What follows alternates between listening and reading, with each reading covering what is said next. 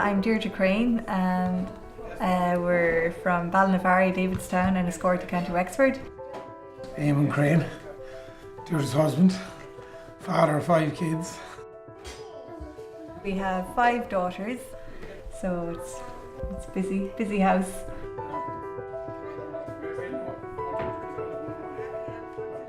We have Green Hill Fruit Farm since '07, and we also have the dairy farm. We grew up as kids with dairy, so it's probably more centred to your heart. And Deirdre would have grew up on a dairy farm as well in Waterford. We bought 60 acres, which the farm is based on here, and I inherited another 70 from the home farm. Our dairy is there for us every year. It's easy to predict where you stand with a dairy farm.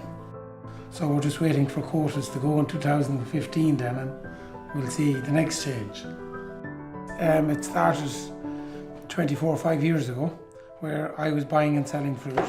Wages on a dairy farm never really covered the expenses of going out and having a social life and a girlfriend, so we had to look outside the farm gate that time, that many years ago, to see was there a way of making money to have a better social life. The demand for the quality of fruit got bigger and it was harder to get source quality. So 10 years ago we started to grow fruit, and then in '07 we started our own company called Green Hill Fruit Farm. The fruit is a big part, very big part of our lives now at this stage. The kids enjoy it. They're outside all the time, they're involved with people, they're earning their own pocket money and they can spend it on their clothes and iPhones. And ducks and pigs. I know, and during the summer it is long hours, but we're normally around the family. So it is still very family orientated, even though there's a lot of staff here. The strawberry enterprise basically is made up of maybe 15 acres of strawberries. We would pick from May to October, but the bulk of the fruit which would leave the farm would be in June, beginning of July. And then a couple of acres of raspberries and some blackberries then as well. All the fruit on the farm is grown indoor.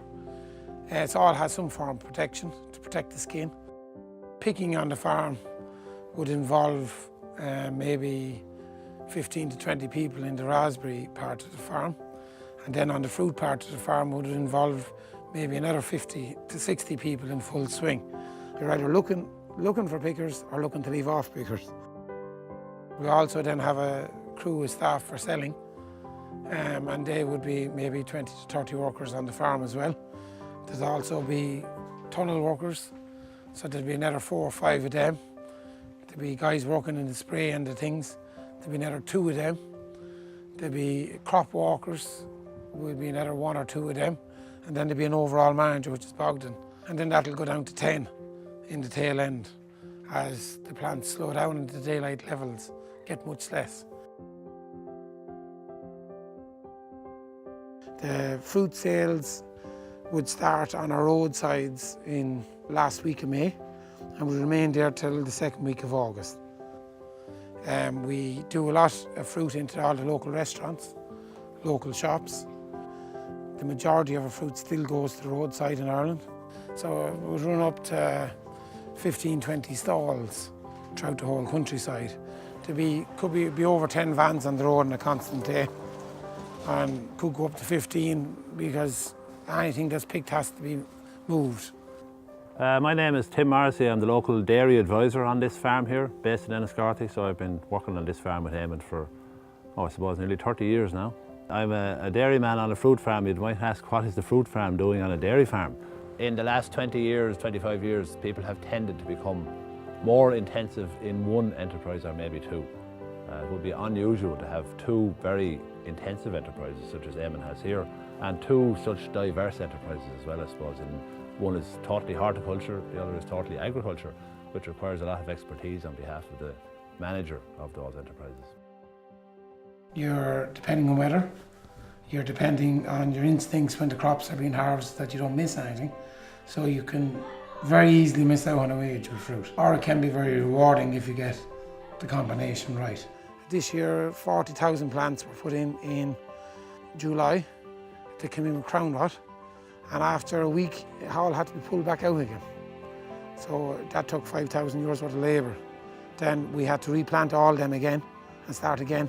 So we didn't have the fruit in August where we would have wished to have it, and now we've extra fruit in September. I think anybody that owns their own business know that they're pretty much the last one in at night time, because you have a lot of responsibilities. When you're responsible for all the staff, it's a huge responsibility.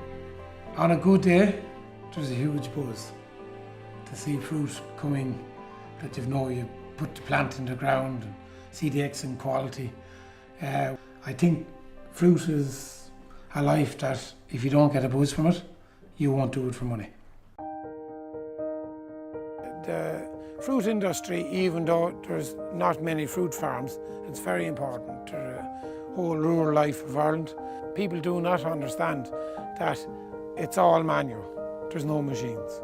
So out of the turnover of any fruit farm within Ireland, 50% of its turnover automatically goes into wages. There's 120 people employed here.